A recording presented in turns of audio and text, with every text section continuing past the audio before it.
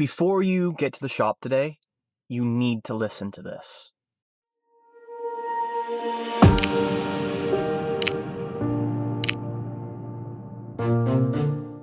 Over 75% of American, specifically because that's the data, American workers are burning out right now.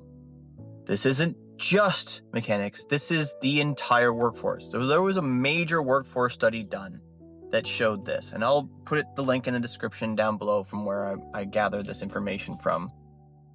But if it's not broken out for specifically for mechanics, but all workers in this study, like an aggregated average, 75% of them are burnt out, what's the likelihood that us who are in the shop with loud noises, physical labor, hardcore, with big tools, big cars, big wheels, mental strain of diagnostics, customers, service managers, all the people figuring out how to learn how to do video, learning how to diagnose a 2027 car that's not even here yet. If white collar folks, which I'm lucky enough to be kind of one of those people now, if white collar folks are burning out at a rate of 75%, what's the likelihood that we're not in the same boat? Pretty slim, huh? So let me go into some of the information here even more deeply. So let's give some context. In that study, of all of those people, 61% of healthcare say it's moderate to extreme burnout. Healthcare, probably not much different than we are. How physical they are, how much mental load there is. Now they have a little bit beyond, they have an emotional strain in terms of having to deal with actual patient care. But if that 61% say it's near extreme, where are we sitting? That's gonna completely change your day. If you're sitting in burnout, that's awful, man. We gotta get stepping up into what things that we can and can't do, but more importantly, what are the signs and symptoms and things from a clinical standpoint that you need to think about every single day to make sure that you don't burn out? And I don't just mean you're tired, I mean burnout. So you're probably already feeling the signs and symptoms right now. And you're probably already pushing through them because we're taught just push through the pain. Chronic exhaustion when you try and go home for the day. You're sitting in the truck, 30 minutes home, you're spending another 30 minutes in the driveway. That's starting to be signs of extra stress, extra strain, extra burnout. The next step, cynicism, probably creeping in. That may not be because of flat rate. There's more to the story than just how you get paid. And like I said, from a very early age, from apprenticeship and on, we're trained to push through the pain. Unfortunately, that tough it out at a point becomes very, very detrimental to our health, your mental health, as well as your physical health.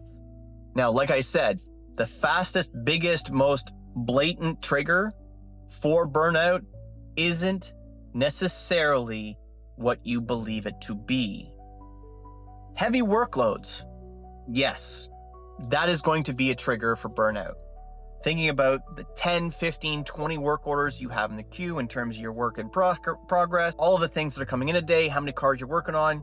If you happen to be in a super busy import store, maybe you're working on 10, 15 cars a day in some capacity in express, that's a big mental strain. Or if you've got lots of diagnostic processes going on all at once and you've got to try and contact warranty, you got to try and contact TAC, you got to get those phone calls and those emails all the way out to those important people who can help you through all of these diagnostic challenges. That extra workload, yes, is going to trigger some of those things. Pay, again, another one of those things that's going to trigger some of those things. But the number one thing in this study that was highlighted as the number one trigger for burnout was not pay or workload. What do you think it is?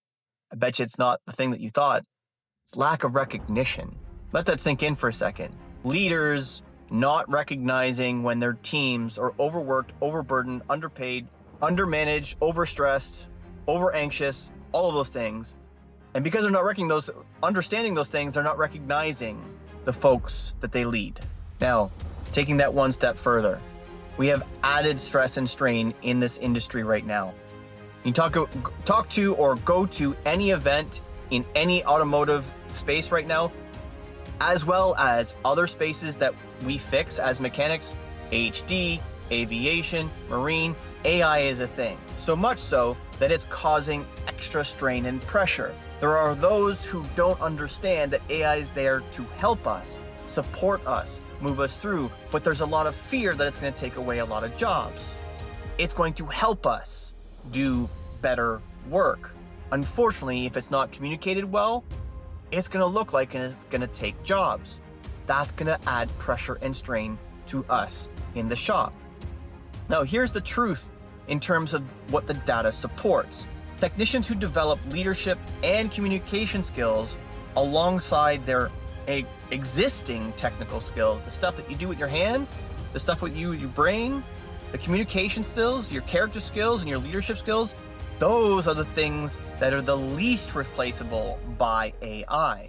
So if you keep working on those skill sets, you're not only going to do well, you're going to do way better than the rest. Remember that tools don't lead teams. People lead teams. So one of the other challenges here I just spoke about, leadership not recognizing their team, whether it's from an appreciation standpoint, a discipline standpoint, or just an overall general mental health standpoint. We're getting into that quiet burnout phase. Research has identified a new pattern in 2026 called quiet burnout, and it's tailor-made for us in the trades because it's not quiet quitting or quitting. It's not breaking down. It's showing up every day, turning wrenches, clocking out, and dying a little on the inside every single day. The reason that we wanted to do this in the first place, the reason why we wanted to turn wrenches in the first place, is slowly getting slaughtered. But like I said, if you've got a good leader, you've got a high value leader, these are unlikely to be a problem for you. If you don't have a high value leader, it's gonna feel like somebody's taken a knife to your heart, to something that you love, something that you're passionate about every single day. And it's leading to burnout. It's leading to mental health challenges that you aren't necessarily prepared to deal with or capable of dealing with at this present time. Because you're worried about taking care of your family, paying the mortgage, getting your bills paid. That's where we're leading burnout to right now in our industry. Unfortunately, because we tend not to focus on the mental health standpoint and we focus solely on the pay standpoint, so often you read any article, any high-performing or viral-based content, they're almost always talking about shortage or they're talking about pay. They're not talking about what's happening in the shops in terms of mental health and leadership. Unfortunately, pushing through all of those things, the mental health challenges that we do, it's just making it worse and worse and worse. And unfortunately, at some point, it damages our mental health so much, that's when the really, really awful stuff starts to happen. And here's a tidbit here. If you're leading a shop, and not necessarily a service manager, if you're a shop foreman, a senior technician, if you're in a burnout place, if you're starting to transition to full burnout, or you're full burnout already and you're still somehow going to work every day, you're not going to be able to properly lead your team. If you're burnt out, you're not leading. You can barely take care of yourself. How are you going to possibly take care of a team if you're burnt out? Okay, we talked about the big bads, how bad it can go, where are some of the areas that it is bad. Here's 3 things that you can do right now to either stop and maybe start trying to claw your way out of burnout or prevent yourself from getting there. Here's 3 tidbits here. Mechanics, or workers more specifically from that study, who felt genuine belonging at work reported 55% or less burnout versus the 78% who did. So let me break that down a little bit more specifically and clearly. If the workers felt like they belonged at work, like they felt like they were part of the community of work, they were less likely by nearly 30%, they were less likely to be on the track towards burnout or at burnout than they were if they didn't feel like they belonged. So that community at work, if you are not part of that community at work, is it because you aren't making the effort? Or is the team around you not including you on purpose? That's something you need to think about. Is it something that you can do? Because if it's something that you can do, like saying hi to the guy across the bay, right? You go to the same bay every day, you work 12 hours in that bay every day. Are you actually talking to the crew around you?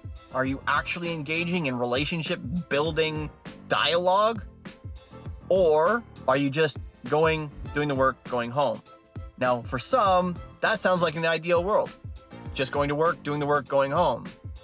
But that sense of community at work can really help prevent you from burnout. You got to do what's best for you. Do your due diligence. I'm just communicating what the data suggests. Number 2, growth is the #1 engagement protector in 2026. So, if you are actively learning new skills on purpose, not the stuff that they're trying to force feed you, the OEM training is super important, like I've been talking about for years. It is vital that you get to your level 3 brand training as fast as humanly possible. But the technical skills that aren't the ones they provide you through your brand, doesn't matter whether you fix airplanes for Cessna or you fix GMs, doesn't matter what you fix. Get your brand technical training done, yes.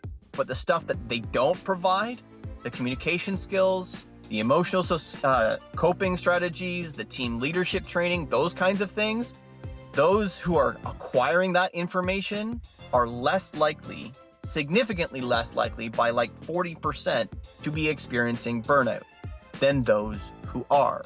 And number 3, boundaries. They can be a performance tool as well as a preventative maintenance for your mental health. The research confirmed that always on culture, so always answering your phone before work, always answering your phone after work, being readily available for the service manager, your peers, your GM, whoever it happens to be, always on, common sensely, leading to burnout. Work is work. You can do learning for work outside of work. That makes sense to me because you're trying to better yourself. But if you're literally working all the time, you're on 24/7, you got no relief, no rest, gonna hit burnout, man. You need to think about the things that you can do to reduce your mental health load every single day so you don't end up burned out. Some of the suggestions I gave you 3 options. You need to look at all the things I suggested are leading towards burnout. Do you fit those characteristics? Are you doing those things? And I highly recommend you go back and look at all the one-to-ones, especially from the last year, and listen to like the last 10 minutes. Because I keep asking folks, what's your piece of advice to help a technician live a happier, healthier, more productive life? Many of them give a piece of advice for your health in some way, shape, and or form. Some give productivity stuff, some give health stuff, some give happiness stuff, but go watch them. And even if you don't have to watch the whole thing, because the really important bit is always that piece of advice. Go listen to them, go watch them, and find one that maybe suits you that you're not doing. Maybe that's the thing you need to hear and or see, or have somebody else's story say, this is going to help me not get burned out so that I can continue to be successful, so that I can continue to be successful for my family. If this hits close to home, drop something in the comments. Tell me the thing that you pulled from it that was the most valuable to you, and tell me whether it was helpful or not. Again, as always, negative pushes, positive pulls, and always clean your toys before you put them away.